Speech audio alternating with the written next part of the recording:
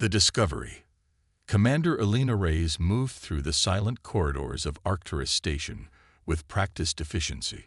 Her footsteps echoed against polished obsidian floors as she approached the highest security level of Earth's diplomatic outpost. The Galactic Conclave Summit had ended hours ago, but her real work was just beginning. Authorization. Reyes, Elena. Commander, Earth Defense Initiative. Code Sigma 73 Epsilon. She spoke clearly into the void. The security barrier shimmered and dissolved, revealing a chamber not listed on any official blueprint. Inside waited Admiral Kenzo Nakamura, his weathered face illuminated by the soft blue glow of holographic displays. "Did you secure it?" he asked without preamble. No greeting, no time wasted on pleasantries. That was Nakamura. Always direct, always focused. Elena produced a small crystalline data node from her uniform pocket. It wasn't easy. The Xerillian ambassador's aid needed significant persuasion. The Admiral's eyes narrowed at the unspoken implications, but he said nothing. Earth couldn't afford moral quandaries, not after what they'd discovered. He inserted the data node into a specialized reader isolated from all networks. The room darkened as information cascaded across the displays. Information never meant for human eyes. "Is this verified?" Nakamura's voice had lost its usual iron certainty. "Triple sourced," Elena confirmed. "Similar files extracted from Vega Prime, Ta Seti Diplomatic Corps, and now directly from the Conclave Archive." The files told a story, one that would forever alter humanity's understanding of its place among the stars. For nearly 3 centuries since Earth had joined the Galactic Conclave, humans had believed themselves equals in an interstellar democracy. That belief died tonight. Species, human. Classification, managed development.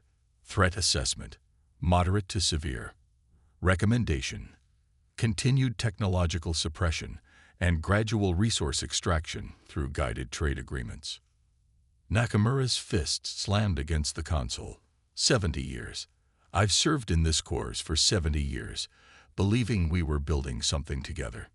The data continued its damning revelation. Earth's admission to the Conclave had never been about mutual cooperation. Humanity had been classified as a resource species, a civilization to be carefully managed. Its development stunted, its resources harvested while maintaining the illusion of equality. Every technology rejection, Elena whispered, scrolling through hundreds of documented instances, every trade route denial, every diplomatic misunderstanding, all deliberate. "Who else knows?" Nakamura asked. "Just us and the Oversight Committee, 15 people total." The Admiral straightened, something resolute settling over his features. "Initiate Protocol Obsidian. Full briefing in 6 hours." Elena felt her pulse quicken. "Sir, Obsidian is theoretical.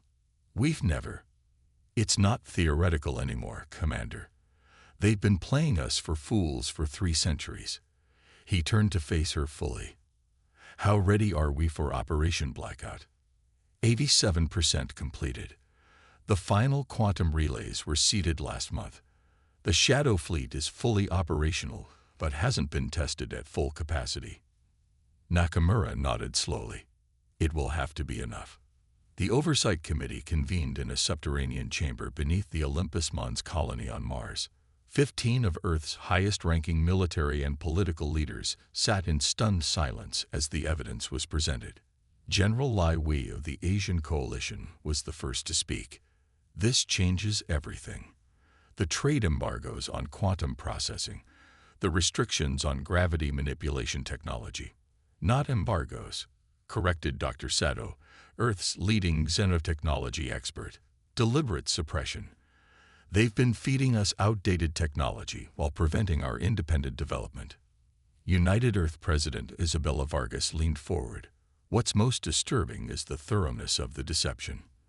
The Conclave's founding principles, equality, mutual advancement, shared prosperity, were they ever real?" "Not for us," Nakamura replied grimly. "The files classify multiple species into tiers. Founding species receive full benefits, Partner species like the Kelvandri or Mirones receive limited access to advanced technologies. And then there are managed species, like us. How many others are being managed? Asked Colonel Jackson. At least 7 known civilizations, Alina replied, bringing up a star chart, all strategically valuable for either their location or resource production, all believing they're equal members of the conclave. The room fell silent again as the implications settled.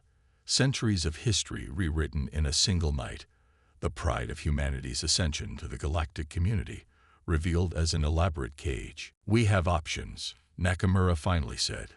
Diplomatic confrontation would be deflected, denied, and ultimately suppressed, interrupted Secretary Chen. They control the channels of communication. They control the narrative. Military response, General Lai suggested, though his tone betrayed the futility of the idea. Dr. Sato shook her head. Against the combined conclave fleet. Impossible. We'd be obliterated before we crossed the Kuiper Belt. That leaves Blackout, said President Vargas quietly. The room tensed. Operation Blackout had been developed as a thought experiment 5 years earlier. A contingency so extreme that most dismissed it as paranoid fantasy. But now, Blackout is viable, Alina confirmed. All preparations are nearly complete. We would need approximately 3 weeks for final positioning. Explain it again, requested Secretary Chen. For those who weren't involved in the planning. Alina stood, activating a detailed holographic model of known galactic space. Operation Blackout is a coordinated disappearance, not just diplomatic withdrawal, total disengagement. Every human ship, station, and colony would simultaneously sever all connections with conclave systems and activate stealth protocols. We'd go dark, Nakamura continued. But more importantly, we take our technology with us. The conclave doesn't realize how dependent they've become on human-built infrastructure. Their suppression was selective. They allowed us to develop in areas that benefited them. The hologram highlighted thousands of points throughout conclave space, communication relays, navigation beacons, power distribution networks, all human-designed and maintained. Over the past decade, we've secretly installed dormant protocols in every piece of technology we've provided. On command, they'll initiate a cascading shutdown. Not immediately, that would be too obvious. A slow, seemingly random pattern of failures that would appear to be natural degradation. You're proposing technological sabotage on a galactic scale, General Lai stated flatly. I'm proposing we stop being exploited, Nakamura responded sharply. Every one of these systems was built by human hands, designed by human minds. We're simply reclaiming our intellectual property. President Vargas studied the hologram and the Shadow Fleet. Alina's expression tightened. That's the other half of Blackout. For 30 years, we've been building ships off the books. Vessels with technologies we supposedly don't have access to, reverse engineered, improved upon, and hidden beyond conclave scanning range. How many ships? Asked Colonel Jackson. Over 700 combat-capable vessels. Another 3,000 support and colony ships. Enough to evacuate every human from conclave space if necessary. The room erupted in shocked murmurs. The officially recognized Earth fleet consisted of barely 200 vessels, most of them outdated by conclave standards. How did you hide this from their surveillance? Dr. Sato demanded. The same way they've hidden things from us, Alina replied. Misdirection, shell corporations, phantom resource allocations. Nakamura stepped forward. The conclave believes their monitoring systems are infallible. That arrogance created blind spots we've exploited. President Vargas rose from her seat, silencing the room. Let me understand exactly what you're proposing. We would withdraw completely from conclave space, activate these, shut down protocols, and essentially vanish. Yes, Madam President, Nakamura confirmed. We would withdraw to pre-established positions in unclaimed regions. The Shadow Fleet would ensure our security while the conclave deals with the fallout. And then what?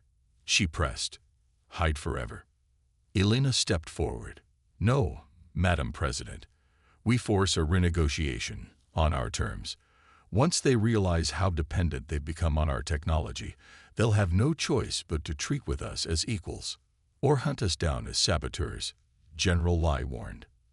They can try, Nakamura said with quiet confidence, but they'll find it difficult without functioning sensor arrays, communication networks, or navigation beacons. President Vargas circled the holographic display slowly, examining the countless points of light representing human innovation scattered throughout the galaxy. Innovation that had been channeled, controlled, and exploited. How many lives would be disrupted? She asked. How many innocent beings would suffer from these technological failures? We've calibrated the shutdown to avoid critical life support or medical systems, Elena assured her. This isn't an attack. It's a withdrawal of services. The president stopped, facing the assembled leaders. 300 years we've looked to the stars as equals. 300 years of lies. She straightened, her decision made. Prepare for blackout. We have 3 weeks to ready our people without alerting the conclave. As the meeting adjourned, Elena caught up with Nakamura in the corridor. Sir, even with all our preparation, there are still significant unknowns. The quantum entanglement network hasn't been tested at this scale. The Admiral paused, his expression grave yet determined. You know what my grandfather told me about humanity's first steps into space, Commander. He said we didn't go to the stars because we were ready. We went because we refused to wait until we were. He placed a hand on her shoulder. History will judge us for this decision, Elena. Let's make sure we give them something worth judging. The Xanthian delegate adjusted his environmental suit, his 4 eyes blinking in sequence as he addressed the conclave's inner council. The human representatives have requested a 3-week recess to consult with their government regarding the proposed amendments to the Orion Corridor Trade Agreement. High Minister Thiliv of the Arcturian Dominion waved a dismissive tendril. Grant their request. The delay is inconsequential. As always, they require time to process simple matters, remarked Councillor Vex of the Zerillian Empire, mandibles clicking in what passed for amusement among his kind. None of them noticed the subtle smile on the face of the human aide standing quietly in the corner, recording the proceedings. None of them realized that this ordinary procedural delay was the last normal interaction they would have with humanity. In 3 weeks, everything would change. In 3 weeks, the species they had so carefully managed would simply vanish, taking with them the technological backbone upon which the mighty conclave had grown dependent. In the vast darkness of space beyond conclave detection, the Shadow Fleet waited, systems powered down, crews ready. Humanity was about to rewrite the rules of a game they were never supposed to win. The silence. 3 weeks passed in a blur of covert activity. Throughout human-controlled space, civilians were quietly briefed, sworn to secrecy, and prepared for an evacuation they couldn't fully comprehend. Businesses closed under the pretense of routine maintenance. Diplomatic meetings were postponed. Research projects were archived and transported off official databases. On Earth, the massive undertaking remained hidden behind a carefully maintained facade of normalcy. News broadcasts continued their standard programming. Public transportation ran on schedule. Even the weather remained cooperative, as if the planet itself understood the gravity of what was about to occur. Commander Elena Reyes hadn't slept in nearly 48 hours. She stood in Earth's primary military command center, buried 2 kilometers beneath the Pacific Ocean floor, watching as the final preparations were completed. Shadow Fleet reports all positions secured, reported Lieutenant Santos from her communication station. Colony evacuation at 97% completion. Remaining 3% are critical infrastructure personnel who will depart at 0 hour. Dormant protocols. Elena asked, scanning the massive situation display that dominated the command center. All verified and ready for activation. Confirmed Major Cheng, head of cyber operations. Sequential triggers have been synchronized. First wave shutdowns will appear as routine maintenance failures. Second wave as systematic errors. By the time third wave activates, It'll be too late for them to trace the pattern. Admiral Nakamura entered the command center, flanked by President Vargas and the core members of the Oversight Committee. The room stilled as they took their positions at the central strategic table. "Status report," Nakamura demanded. "Ready for execution, Admiral," Elena replied. "All evacuation corridors are secured. Shadow Fleet is in position to receive colonial transfers. Earth-based quantum communication hub is now our primary network, fully isolated from conclave monitoring." President Vargas took a deep breath. "Last chance to reconsider, Admiral. Once we initiate blackout, there's no going back." "With respect, Madam President," Nakamura said quietly, "we passed the point of no return when we discovered the truth. They've been deciding our fate for 3 centuries. Today, we decide our own." Vargas nodded and addressed the room. "Let the record show that at 600 hours Earth Standard Time, Operation Blackout was initiated by unanimous consent of the Oversight Committee, with full authorization of the United Earth Government." She turned to Elena. "Commander Reyes, execute blackout." Elena stepped to the command console and placed her palm on the biometric scanner. "Computer, authorization Reyes, Elena." "Commander, Earth Defense Initiative, execute Operation Blackout. Confirmation code, Terra Invicta." The computer's voice was calm, almost soothing. "Operation Blackout initiated. All systems engaging. Countdown to information blackout. 60 seconds. Throughout the command center, final preparations were made. Communication officers sent last-minute verification codes to human outposts. Defense systems raised to maximum readiness. The Shadow Fleet powered up engines, preparing to receive thousands of civilian transports from human colonies throughout conclave space. 30 seconds to blackout," announced the computer. President Vargas turned to face the assembled command staff.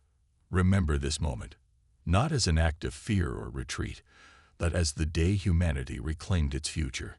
10 seconds to blackout." Elena found herself holding her breath, along with everyone else in the room. 5, 4, 3, 2, 1. Blackout initiated. For a brief moment, nothing seemed to happen. Then displays began changing as thousands of communication channels simultaneously went dark. The massive galactic map showing human outposts throughout conclave space began winking out, settlement by settlement, ship by ship, station by station. "First phase dormant protocols activating," reported Major Cheng. "Initial system failures occurring at primary communication hubs in sectors 7 through 12. Shadow Fleet reports mass arrivals of civilian transports from outer colonies," added Lieutenant Santos, "all proceeding according to evacuation protocols." Throughout human-controlled space, a precisely choreographed movement had begun. Ships disengaged from docking ports without filing departure plans. Communication officers ended transmissions mid-sentence. Defense platforms powered down. Mining operations ceased without warning. And behind them, the sophisticated technology that humanity had been permitted to develop began to falter in their absence. "Conclave emergency channel is erupting with alerts," Santos reported with a hint of satisfaction. "They're still trying to contact our diplomatic corps." "Any attempts to track our departing ships?" Elena asked. "None detected," Major Cheng confirmed.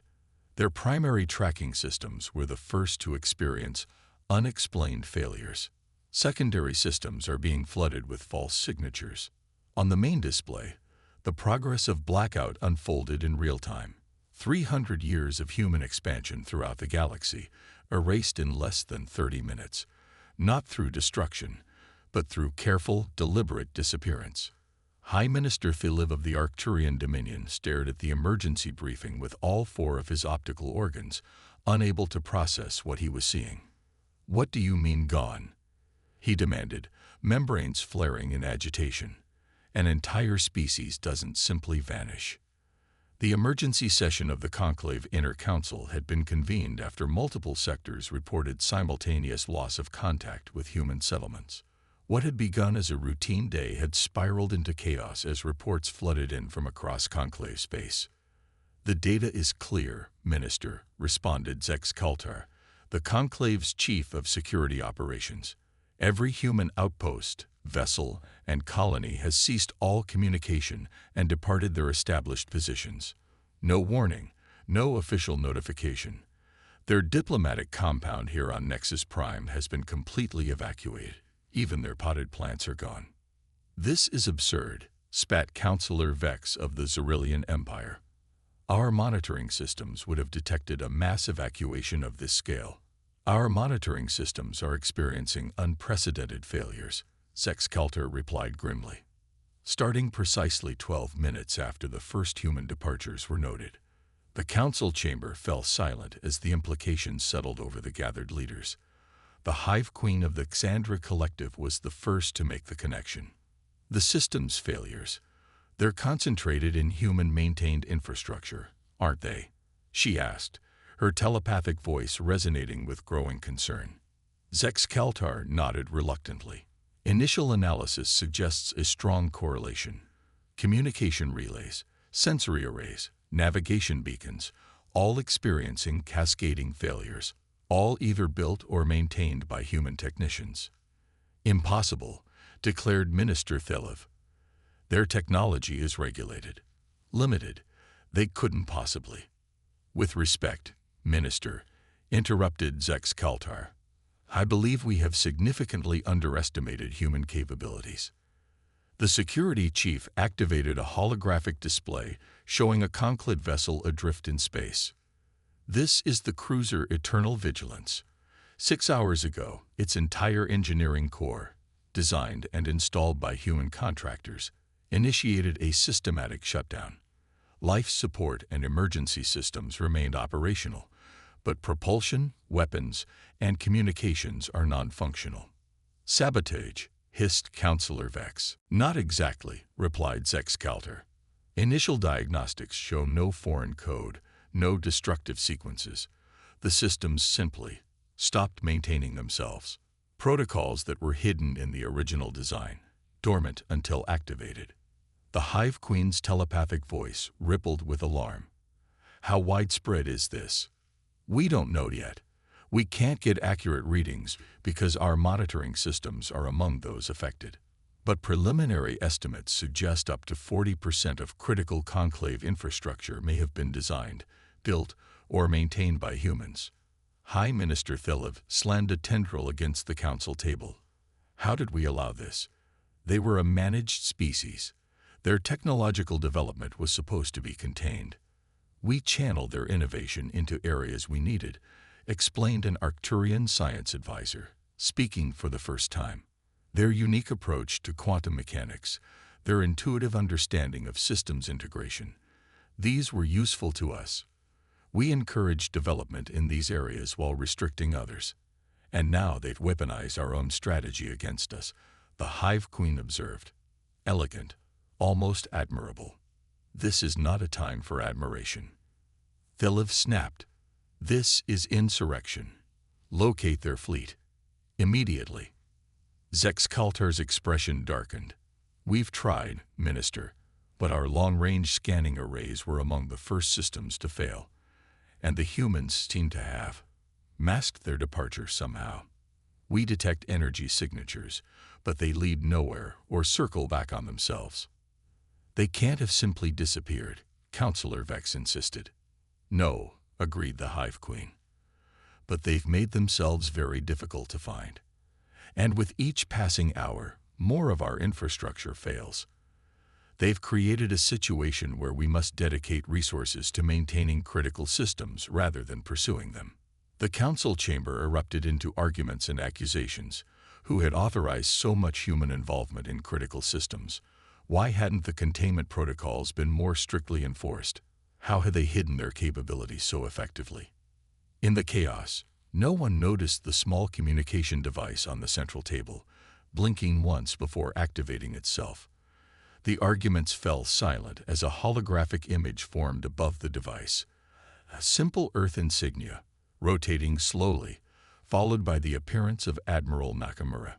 Esteemed members of the Conclave Inner Council, he began, his voice calm and measured. By now, you've noticed some irregularities in your operations. These are not attacks. They are simply the consequence of humanity's absence. What is the meaning of this? Demanded Minister Thelev. Return your people to their assigned positions immediately. Nakamura's expression remained impassive. For 3 centuries, you have classified us as a managed species. You have restricted our development, exploited our innovation, and denied us true equality within the conclave. That arrangement has now ended. The council members exchanged shocked glances. How had the humans discovered their classification? We have withdrawn from conclave space entirely, Nakamura continued. We have reclaimed our technology and our people. The system's failures you're experiencing will continue in a controlled manner that minimizes risk to life while maximizing inconvenience to your operations. This is blackmail, spat Counselor Vex. This is negotiation, Nakamura corrected. When you're prepared to discuss a new relationship between humanity and the conclave, one based on actual equality, you may send a single unarmed vessel to the coordinates that will be provided at the end of this message. Until then, we will maintain our absence. The hologram flickered, and Nakamura's image was replaced by a string of spatial coordinates. One final note, his voice continued over the coordinates. Any attempt to trace this communication or to send armed vessels to these coordinates will result in an immediate acceleration of the shutdown protocols. Good day. The hologram vanished, leaving the council in stunned silence. Can we trace it? Minister Thelev finally asked. Zex Kaltar shook his head. The transmission was routed through 17 different relays, most of which are now offline. It's untraceable. The Hive Queen's telepathic voice resonated with a rare emotion: respect.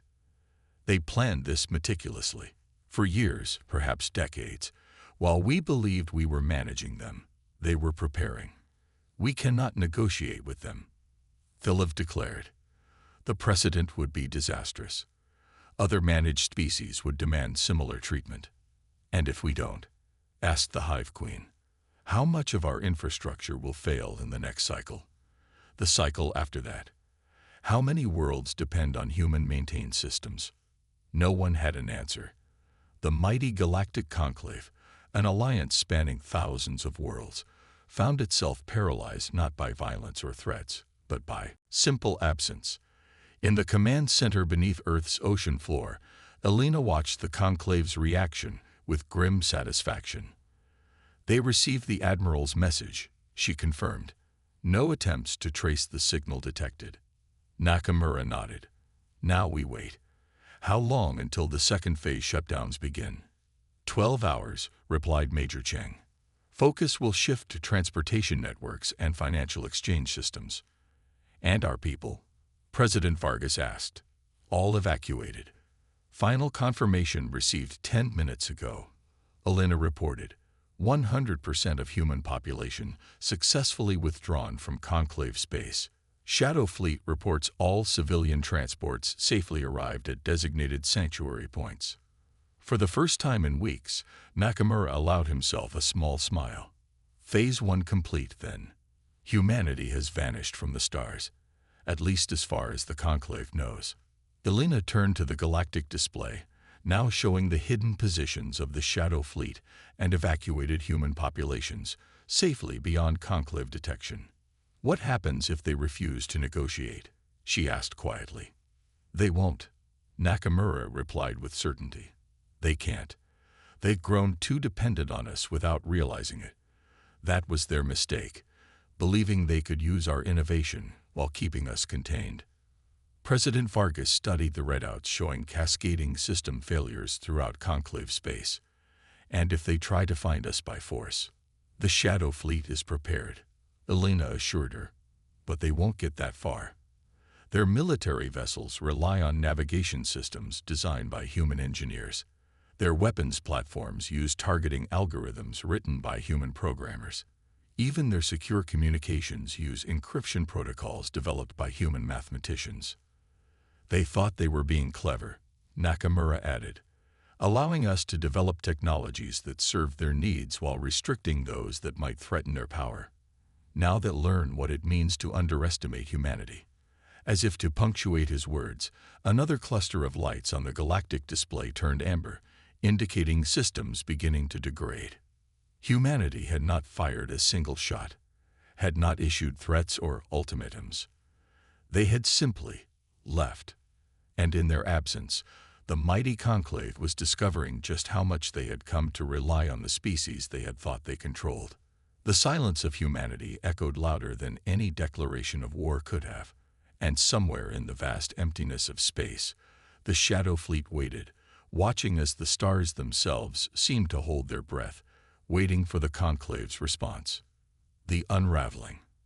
7 days into humanity's disappearance, the first true crisis struck. The Merorian Central Trading Hub, a massive space station at the intersection of 12 major commerce routes, lost gravitational stability.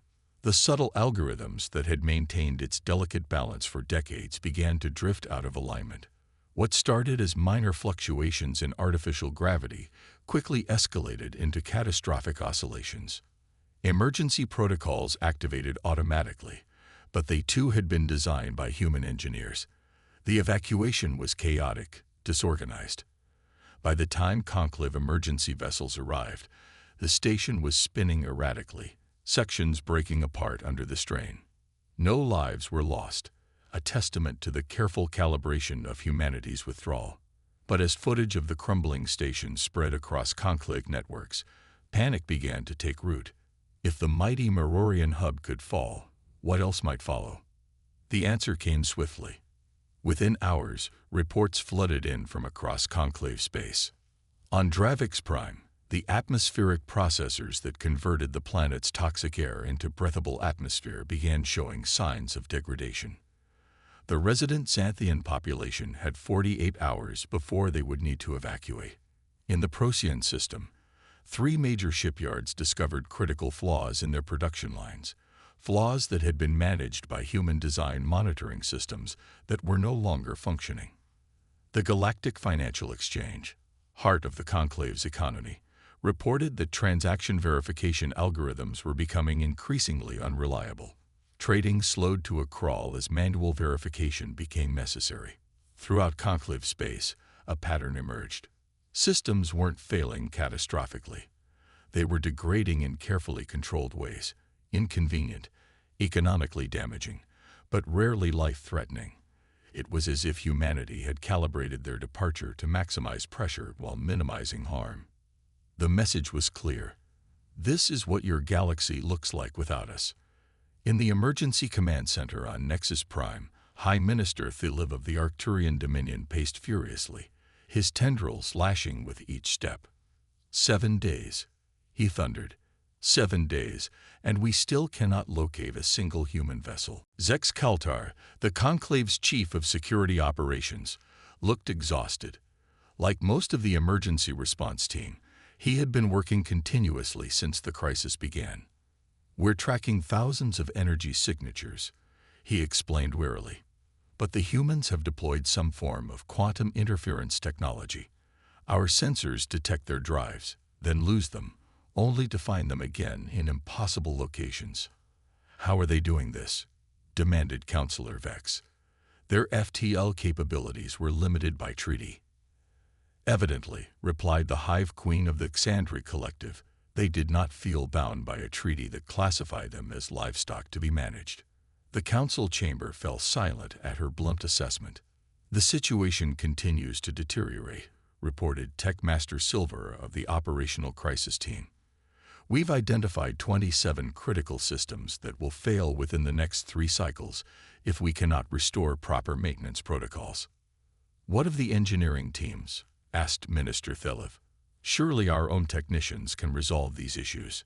Tech Master Silver's expression conveyed volumes. Minister, we are trying. But the humans didn't just build these systems, they designed them. Their approach to quantum mechanics, their programming methodologies, they're unlike anything in our standard frameworks. Are you saying our most advanced engineers cannot understand human technology? Counselor Vex asked incredulously.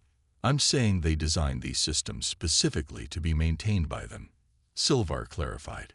It would be like asking a different species to maintain your biological functions. Possible in theory, nearly impossible in practice without their expertise. The Hive Queen's telepathic voice cut through the tension. We must send a vessel to the coordinates they provided. Absolutely not. Minister Thelev slammed a tendril down. We do not negotiate with. With what? The Hive Queen interrupted. An enemy. They have not attacked us. A terrorist faction.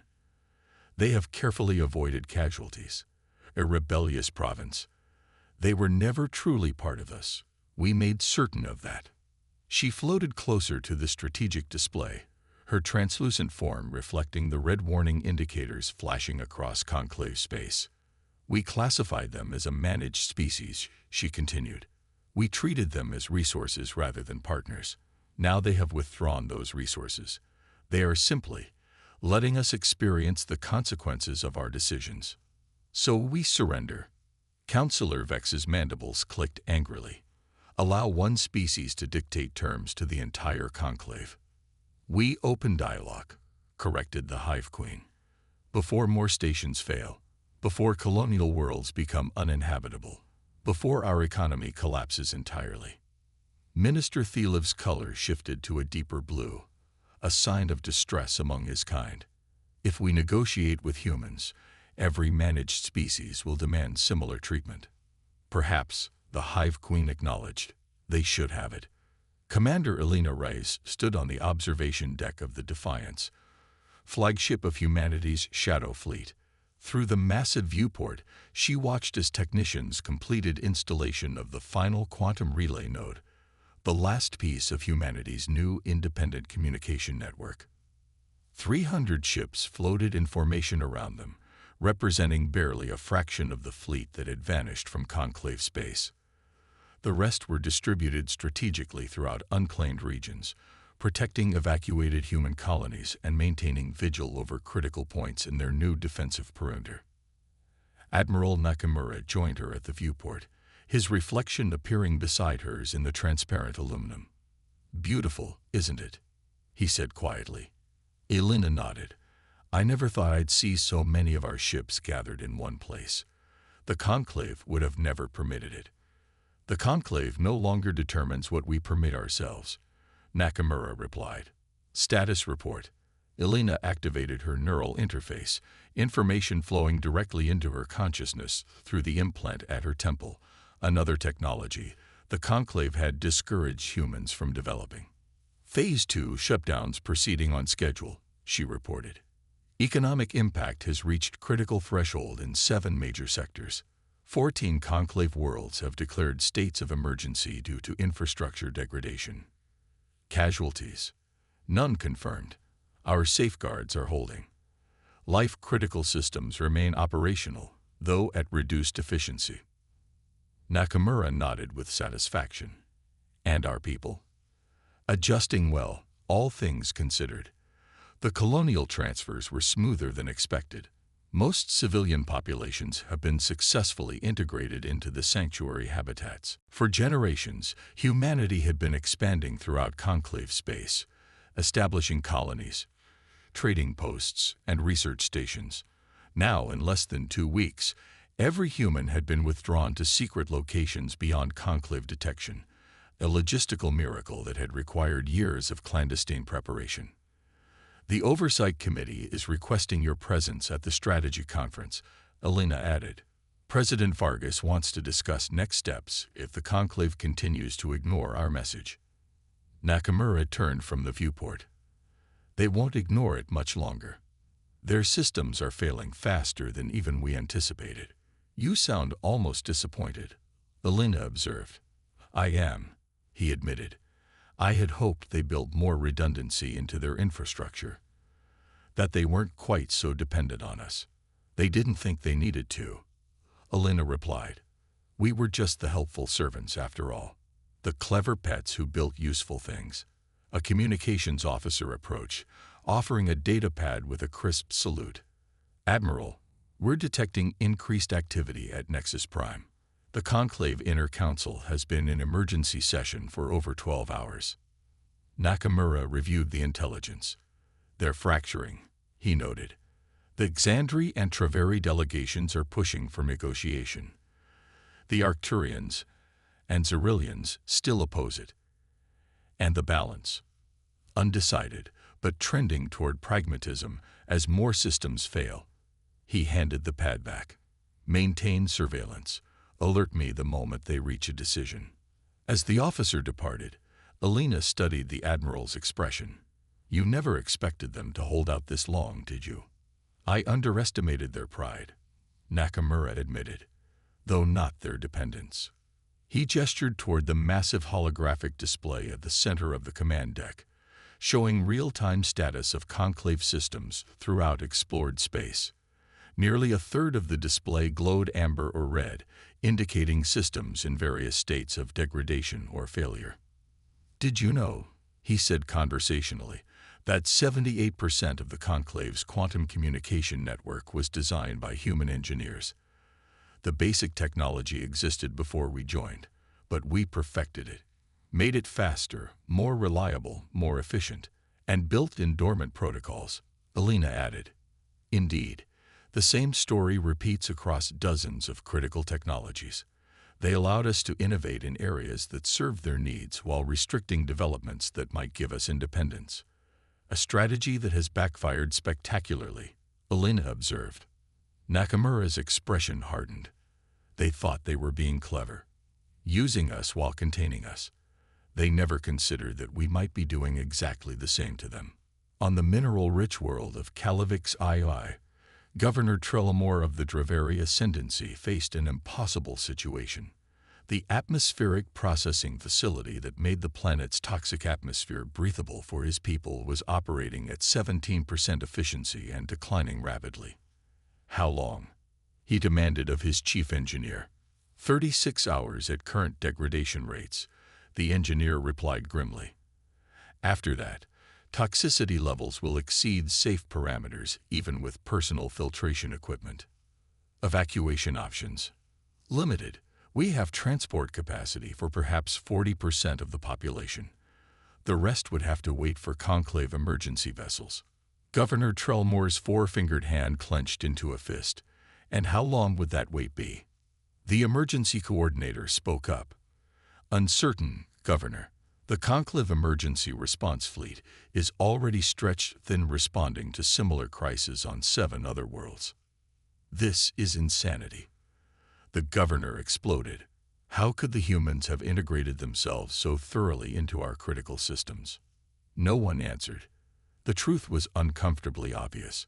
The Conclave had encouraged human involvement in precisely these systems, believing it created dependency that reinforced control. Now that dependency flowed in the opposite direction.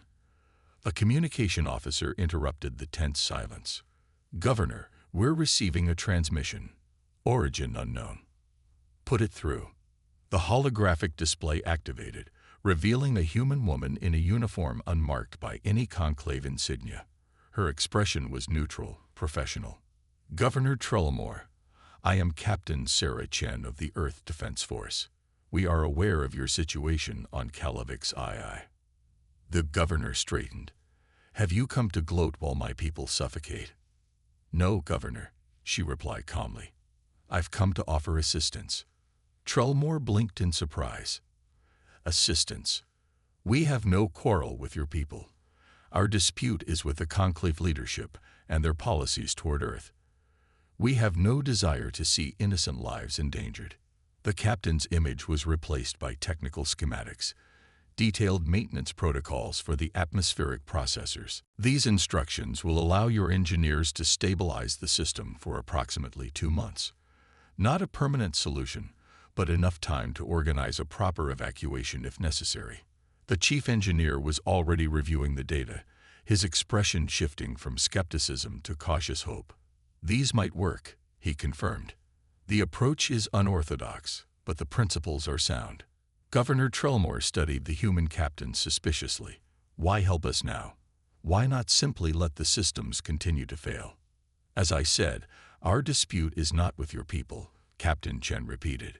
We have been careful to ensure our withdrawal impacts political and economic systems more severely than life support infrastructure. This is consistent with that approach. You expect gratitude. Trellmore asked bitterly. No, Governor, but perhaps understanding. The Conclave has classified humans as a managed species for centuries, restricting our development while exploiting our innovation. We seek recognition as equals, nothing more. Before Trellmore could respond, she continued, similar instructions are being provided to other worlds facing critical infrastructure failures. We suggest you share this information with the Conclave leadership, along with your thoughts on their handling of this crisis. The transmission ended, leaving the governor staring at the technical data that might save his world. Can we verify this information? He asked his chief engineer. It matches what we know of the system architecture, the engineer confirmed. I believe it will work as described. Governor Trellmore was silent for a long moment. Then, implement their procedures and prepare a message for the inner council. I believe I have several things to say about the current situation. Throughout Conclave space, similar scenes played out. Critical worlds facing system failures received carefully calibrated assistance, enough to prevent humanitarian disasters, not enough to resolve the fundamental crisis. And with each intervention came the same message. This is not about destruction. This is about recognition. On Nexus Prime, the Conclave Inner Council reconvened as reports flooded in from across their territory. The debate had shifted dramatically.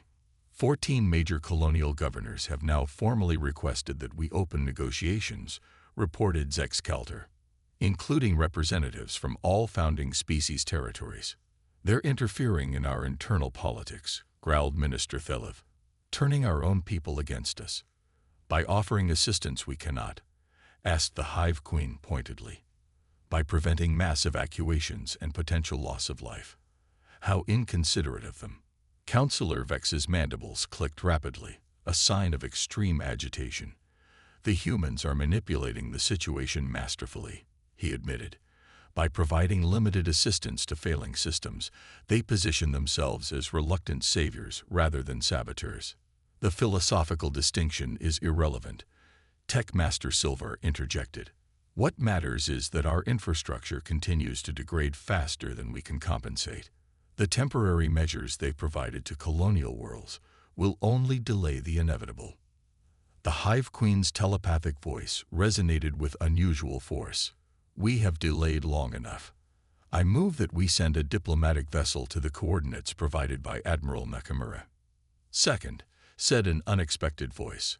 All eyes turned to Councillor Vex, who had been among the most vocal opponents of negotiation. You've changed your position, Minister Thelev asked incredulously. I've adapted to reality, Vex replied. The humans have demonstrated both their leverage and their restraint. They could have caused far more damage than they have. Instead, they've calibrated their actions precisely.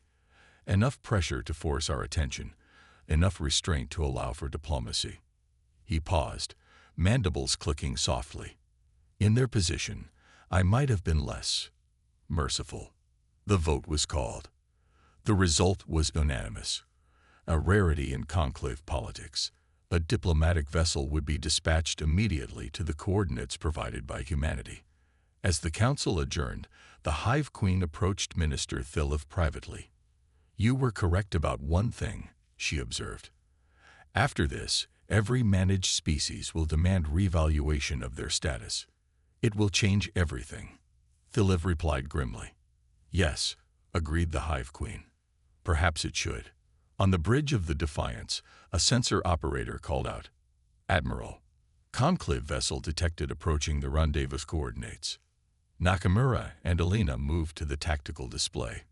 Configuration, the Admiral asked. Diplomatic cruiser voice of harmony. Standard escort complement, but weapon systems appear to be powered down as requested. Alina studied the approaching vessel. The voice of harmony is the personal transport of the Xandri Hive Queen. She's coming herself.